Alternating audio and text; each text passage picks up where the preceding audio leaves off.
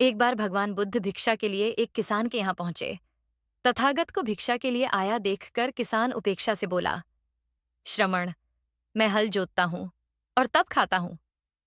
तुम्हें भी हल जोतना और बीज बोना चाहिए और तब खाना खाना चाहिए।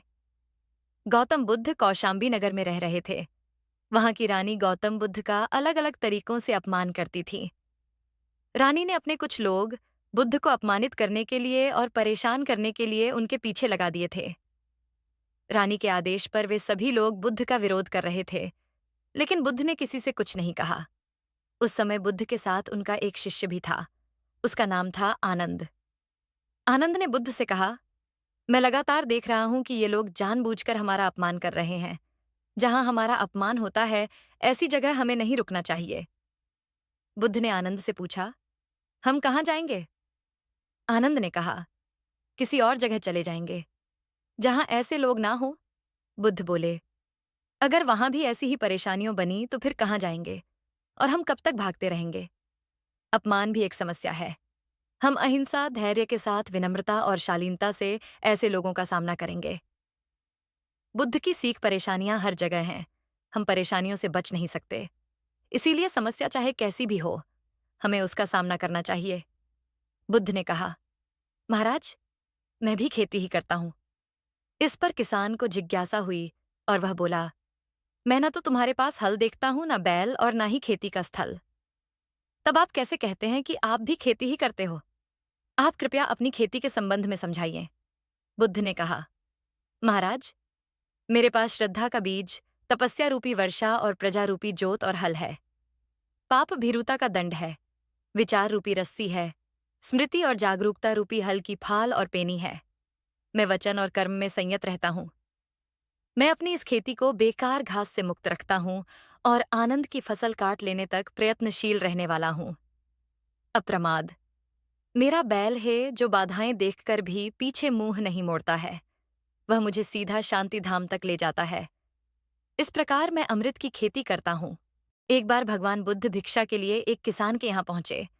तथागत को भिक्षा के लिए आया देखकर किसान उपेक्षा से बोला, श्रमण, मैं हल जोतता हूं और तब खाता हूं।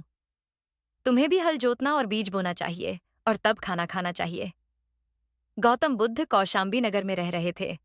वहां की रानी गौतम बुद्ध का अलग अलग तरीकों से अपमान करती थी। रानी ने अपने कुछ लोग बुद्ध को अपमानित करने के लिए और परेशान करने के लिए उनके पीछे लगा दिए थे। रानी के आदेश पर वे सभी लोग बुद्ध का विरोध कर रहे थे, लेकिन बुद्ध ने किसी से कुछ नहीं कहा। उस समय बुद्ध के साथ उनका एक शिष्य भी था। उसका नाम था आनंद। आनंद ने बुद्ध से कहा, मैं लगातार देख रहा हूं कि ये लोग जानबूझकर हमारा अपमान कर रहे हैं। जहां हमारा अपमान होता है, ऐसी जगह हमें नहीं रुकना चाहिए। बुद्ध ने आनंद से पूछा, हम कहाँ जाएंगे? आनंद ने कहा, किसी और जगह चले जाएंगे जहां ऐसे लोग ना हो। बुद्ध बोले, अगर वहां भी ऐसी ही परेशानियों बनी तो फिर कहाँ जाएंगे और हम कब तक भागते रहेंगे? अपमान भी एक समस्या है। हम अहिंसा, धैर्य के साथ विनम्रता और शालीनता से ऐसे लोगों का सामना करेंगे। बुद्ध की सीख परेशानियां हर जगह हैं। हम परेशानियों से बच नहीं सकते।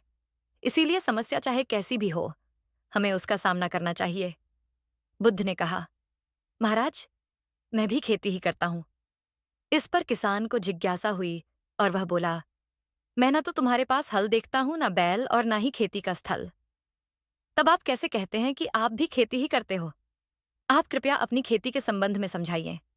बुद्ध ने कहा, महाराज, मेरे पास श्रद्धा का बीज, तपस्या रूपी वर्षा और प्रजा रूपी जोत और हल है। पाप भीरुता का दंड है, विचार रूपी रस्सी है, स्मृति और जागरूकता रूपी हल की